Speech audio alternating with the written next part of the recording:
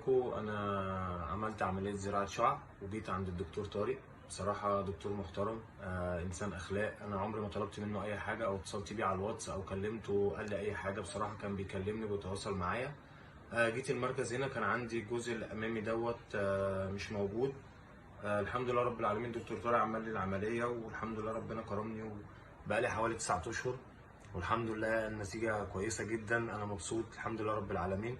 ودي صورتي كانت قبل العملية، ودي برضو صورتي قبل العملية.